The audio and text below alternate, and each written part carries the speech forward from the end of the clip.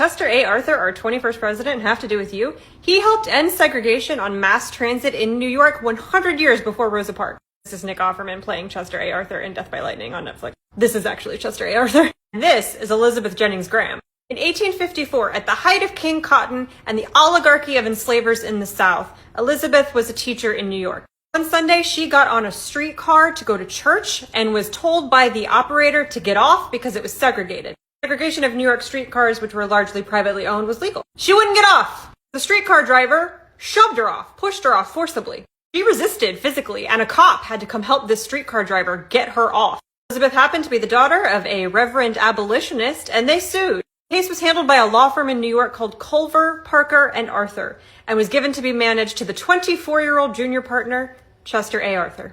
Chester and Elizabeth won. She was awarded damages, and the streetcar company was ordered to desegregate. Other lawsuits quickly followed against the other private streetcar companies. They also all lost, and within a decade, public transit in New York was entirely desegregated. President Arthur did two things that will matter to you. One, he signed the Chinese Exclusion Act. The act banned Chinese immigrants from coming into the country for 10 years. He actually vetoed the first version of it, which had a 20-year ban that he thought was too extreme. This Exclusion Act was the basis of racist American immigration law that we would get more of throughout the next several presidencies. And it was one of the pieces of legislation that the Nazis looked at when they started writing their legal framework for their racist ideologies in the 30s. He also passed the Pendleton Civil Service Reform Act. This was a piece of legislation that said if you're going to work for the government, you should get your job based on merit and not just because you were part of the political party that is in power. In his first term and then again in his second term, Donald Trump has passed a series of executive orders that undermine that act.